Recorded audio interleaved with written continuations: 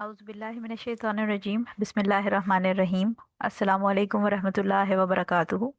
रमज़ान के 50 मसाइल की जो सीरीज़ हम कंडक्ट कर रहे हैं उसमें क्वेश्चन नंबर 35 बड़ा एक कॉमन क्वेश्चन है कि क्या रमज़ान में कुरान ख़त्म करना ज़रूरी है, यानी ख़त्म कुरान क्या रमज़ान में ज़रूरी है।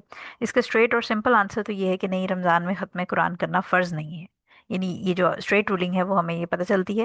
लेकिन इंपॉर्टेंट चीज़ जो कंसिडर करने वाली है वो ये कि हर महीने कुरान कम से कम एक बार ख़त्म करना है। ये हुजूर सल्लल्लाहु अलैहि वसल्लम की सुन्नत थी जो कि वो सहाबाए कराम को भी रिकमेंड करते थे। सो लिहाजा जो रूलिंग है कि ख़त्म कुरान करना वो ना सिर्फ रमज़ान में बल्कि रमज़ान के बाहर भी वंस अ मंथ, यानी आप एक रिसाइटेशन यानी हर जो 30 जुज़ हैं वो वंस अ मंथ कंप्लीट करना ना सिर्फ रमज़ान में बल्कि रमज़ान के बाहर भी करना मुस्तहब अमल है। और हुजूर सल्लल्लाहु अलैहि वसल्लम सहाबा को भी इसकी बेहद तलकीन करते थे। तो कोशिश ये करें कि रमज़ान में ज़्यादा से ज़्यादा कुरान पढ़ें, क्योंकि ऑलरेडी हमें पता है कि कुरान के एक अल्फ़ाबेट को रिसाइट करने की 10 नेकियां होती हैं। तो रमज़ान में मल्टीप्लाई हो जाती हैं ये 10 नेकियां मल्टीपल टाइम्स। और एक हमारे पास अपॉर्चुनिटी है, जैसे आपको कोई कहे कि आपके बिजनेस में फ़लाँ मंथ में बहुत ज़्यादा प्रॉफिट होगा, आप इन्वेस्टमेंट बढ़ा दें। तो क्या आप उस मंथ के अंदर इन्वेस्टमेंट बढ़ाएंगे नहीं जबकि आपको कंफर्म हो कि मेरी इन्वेस्टमेंट इस मंथ के अंदर बहुत ज़्यादा मुझे प्रॉफिट देगी, बिजनेस बहुत ग्रो करेगा।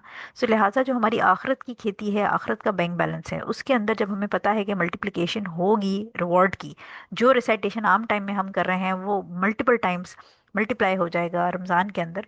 तो कोशिश ये करें कि जस्ट बिकॉज़ ये फ़र्ज़ नहीं, इसका मतलब ये नहीं कि आम दिनों की तरह रमज़ान में भी हम कुरान को ग़िलाफ़ में लपेट के अलमारी में बंद करके रखें।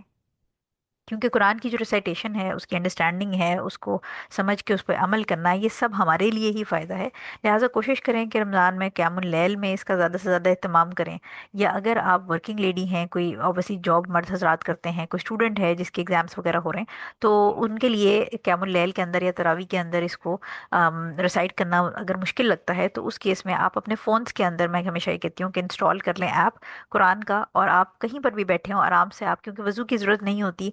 अगर आप फ़ोन से या जो आपका लैपटॉप है, आईपैड है, उसके ऊपर से अगर आप कुरान पढ़ रहे हैं तो उसमें आपको वज़ू की ज़रूरत नहीं होगी। तो आप कहीं पर भी बैठे हैं, आप किसी वक्त भी किचन में भी कहीं फारिग आपको फुर्सत मिली है तो आप वो पेज खोल लें और एक पेज भी अगर पढ़ लें, दो लाइनें भी पढ़ लें, दो आयात भी पढ़ लें, तो आपके लिए इतना एक आप समझें कि आपके लिए बेनिफिट, एक वही चीज़ के प्रॉफिट आपका जनरेट हो रहा है। तो कोशिश ये करें कि जितना ज़्यादा से ज़्यादा वो पढ़ लें और अपने लिए आसानी पैदा करें। अगर नमाज में पढ़ सकें तो नमाज में पढ़ लें, जो स्पेशली नफली नमाजें हैं, और अगर उसमें नहीं पढ़ सकते तो फिर आप बैठे बैठे जब मौका मिले ज़रूर पढ़ें। कोशिश करें कि आप एक कुरान एटलीस्ट ज़रूर ख़त्म करें, क्योंकि ये हाईली रिकमेंडेड सुनना है। बेशक फ़र्ज़ नहीं, लेकिन अपने लिए आखिरत के लिए तैयारी के अंदर इसका एक बड़ा एक चंक है जो आप सिक्योर कर सकते हैं। So I hope this answer the question and Allah knows best। अस्सलाम वालेकुम वरहमतुल्लाहि वबरकातुहू।